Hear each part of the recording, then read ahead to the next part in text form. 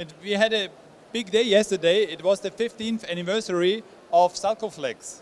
It's about 20 years ago that I approached Rayner with my idea to create a lens which can be used in a pseudophakic patient.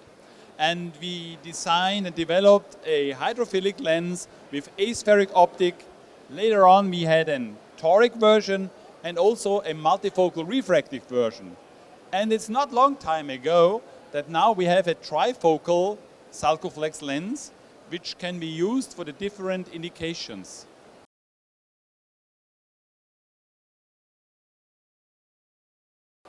Primarily the idea was to have a lens which helps in a case of biometrical surprise. So if you have a patient who is not happy with his refraction after cataract surgery, you easily can enhance his situation by implanting a second lens on top. But later on we realized that this is a tool which can be used in so many different indications. The main indication is multifocality. So to get rid of spectacle glasses after surgery. You can use this lens on top of a pseudophakic lens which is in a bag. And you can decide if you implant this second lens within the cataract surgery. So you implant first a bag lens and then you put a trifocal Sulcoflex on top. I like to call this a duet implantation.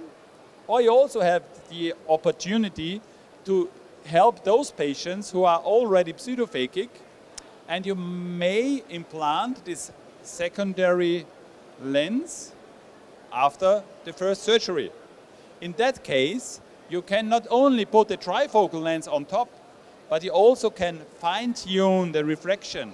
So for instance, if the patient is minus 0.5, you can make him to 0 for the far distance, and you still have the aid of near and intermediate vision. So you have quite a lot of options in those cases. One of the big advantages of duet implantation or secondary implantation is that this procedure is reversible.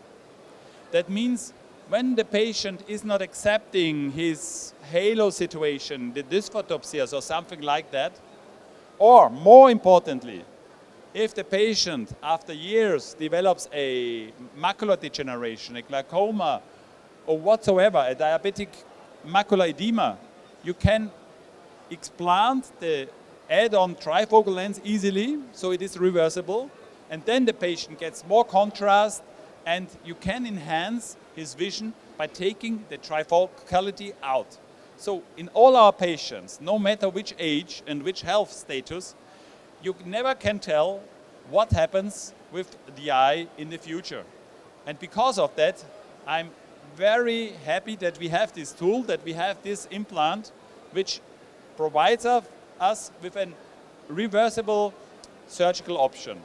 So in my opinion, it makes a lot of sense to use two lenses for patients with multifocal IOLs.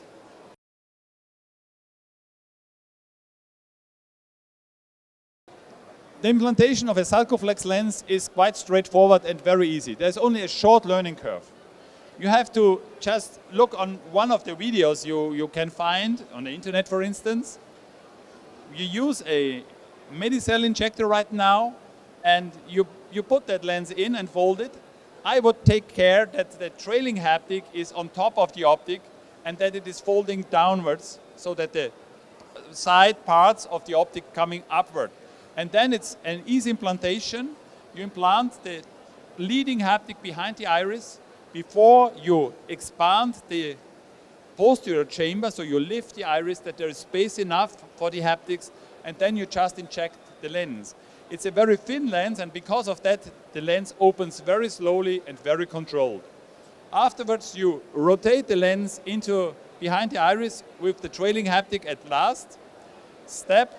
And right now, I do a 90-degree implantation. That means that the first lens, the haptic of the first lens, is in a position 90 degrees to the haptic of the Sulcoflex lens. It might help that there is increasing the distance from the iris, and you may avoid some iris chafing, which in some cases may cause some pigment granules on the lens surface, which is not a big problem in my opinion.